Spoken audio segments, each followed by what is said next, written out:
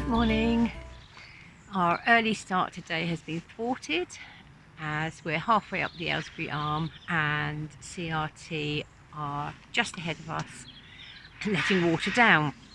It is very low in the middle of the Aylesbury Arm. I mean, I came up through it okay yesterday, but I was going at tick over speed for a large part of it.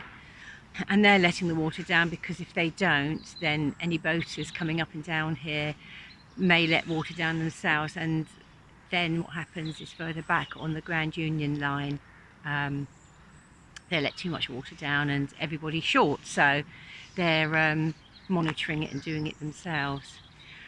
Before we totally leave the Aylesbury Arm, or last night before we left it, we moored at a little place called Willstone, which is halfway down.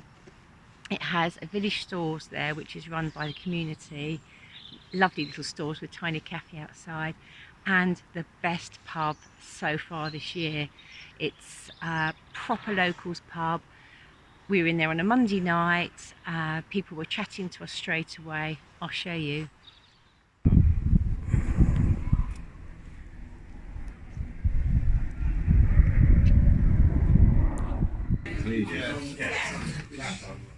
Yeah, they do very well here. He knows his audience. That's important.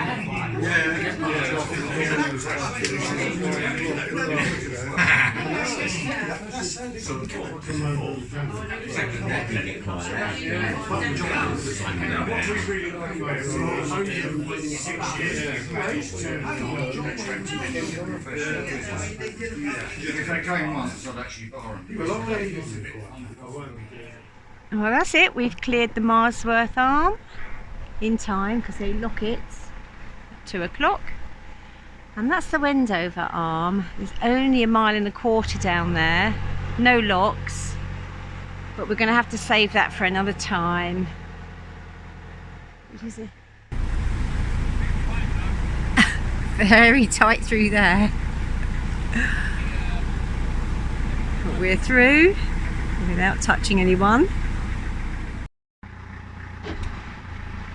Well, last night we moored just outside Berkhamsted after quite a long day and a lot of locks, and we walked in this morning to a bike shop because another boat came into a lock too fast yesterday and crashed into my bikes on the back of the boat, so I've got another bent wheel.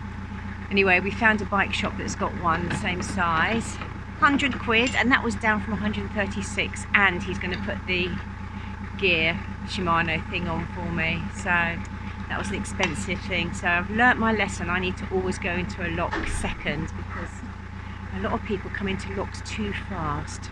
Anyway, we're just about to moor down in the town centre, and it is really nice here. We've seen a lot of kingfishers this year, but Berkhamsted is the capital of kingfishers. We've seen 4 already this morning, and I managed to get a little video of one.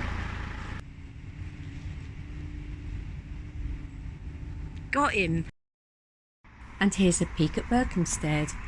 Nice church at the end of the high street, and that's looking back down the high street. And a great pub with a really good butcher's opposite it. And that's looking back down the canal towards the town centre. And then a great craft ale shop. Some medieval housing. And a Gales bakery. Oops! The ubiquitous crochet on the post box, but it's good crochet. And this is the park, old watercress beds that runs alongside the mooring.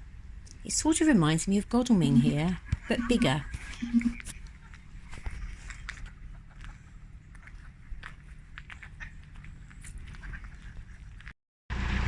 Now we leave Berkhamsted under their beautifully colourful bridge, rather reluctantly, but we'll be back.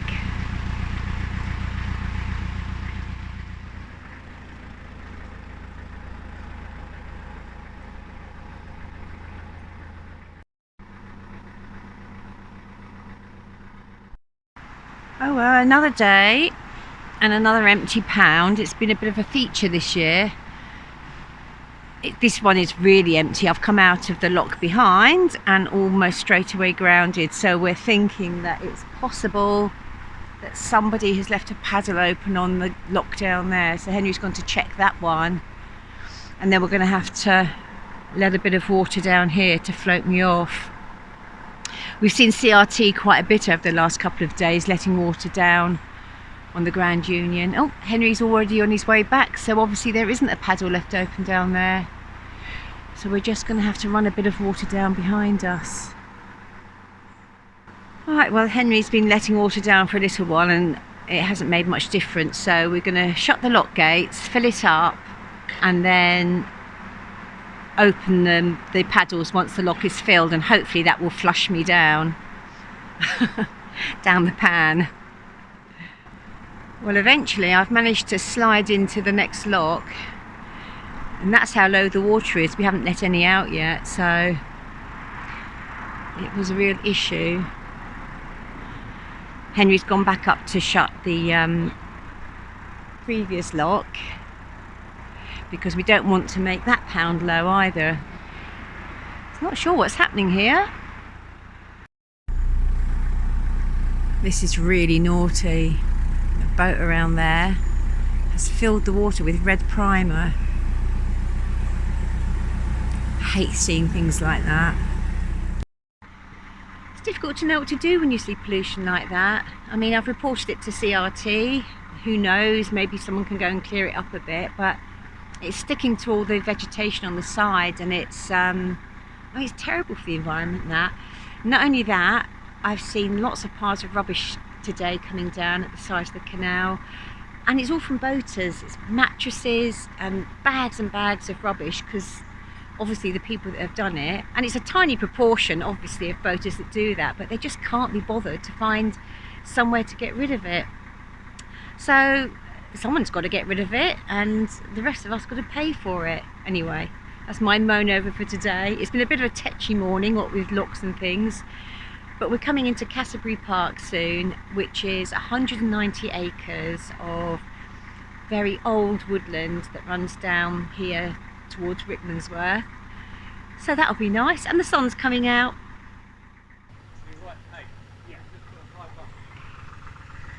Work out some kind of cut. Yeah. Big funnel that can just catch rainwater.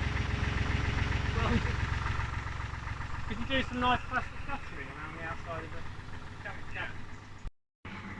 Thing I've noticed as you get closer to London, the average age of the boat owners drops considerably, and you get sort of little communities like this who obviously all hang around together, which is quite nice, I think. Over there is Aylesbury Park, and over there is Whippendale Wood. Very popular place for boaters here, very nice place. And we're just off towards Harefield today on a glorious, October, it's the 1st of October, a glorious October morning. And you can tell we're getting within range of London now, because the parakeets are flying around making their very loud noise.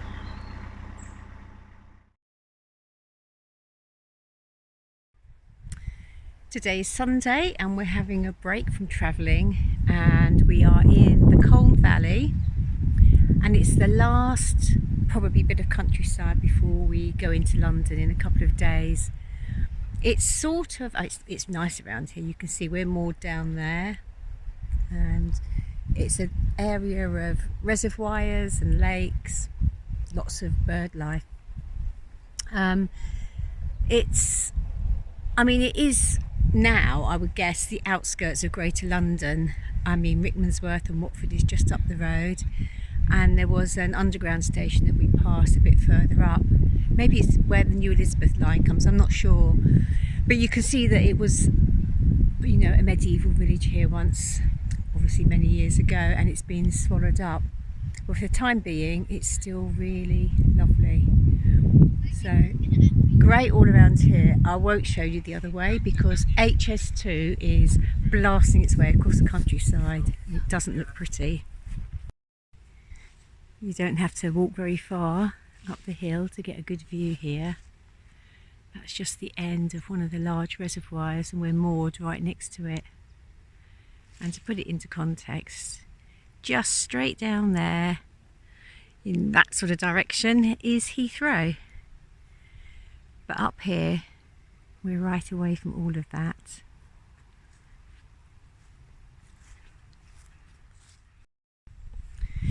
It's been interesting coming back the same way that we went. It was a bit disappointing when we realised we couldn't do a loop and we had to come back.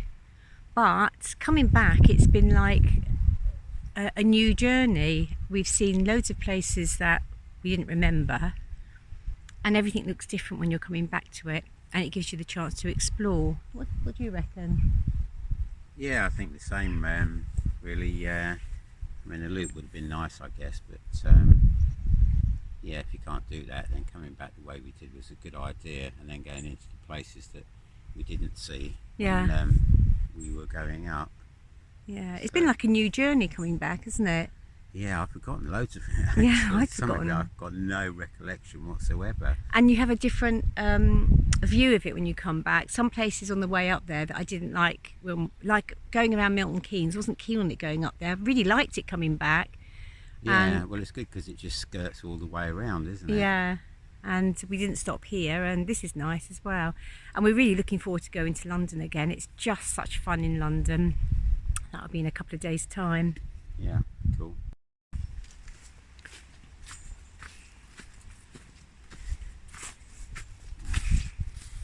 What we've got here then? Ooh, It's a parasol. 2 parasols. My favourite mushroom.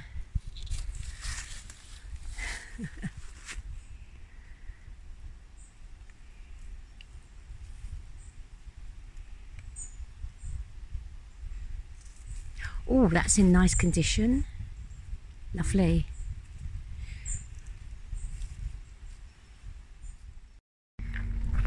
Oh dear, well, in the end it was unavoidable.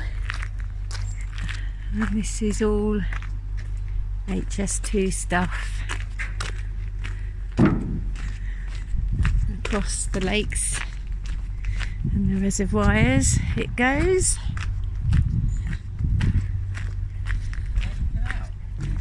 Yeah. Yeah, loads up there.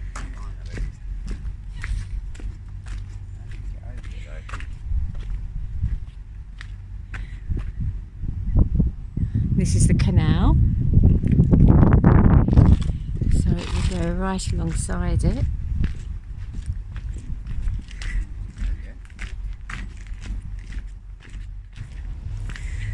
That was really annoying.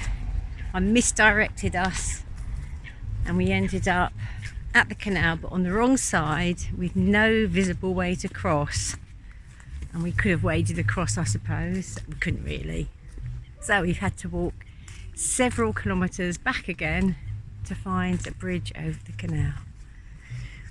But we're on the right side now, heading back to the boat, and then we're going to cycle off to the Koi Carp for a roastie.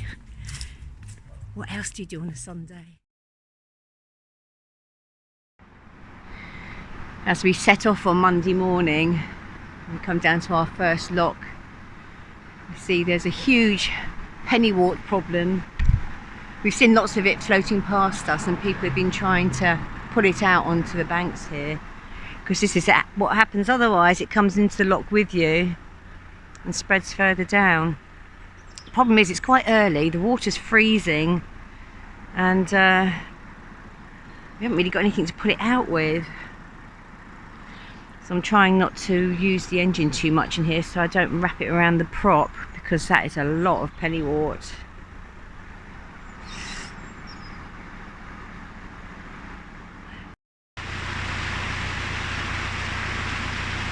That's it. That's the last lock of our trip until we get onto the way in Arran in a couple of weeks. Into London today. No more locks. Fantastic. That's it for this video.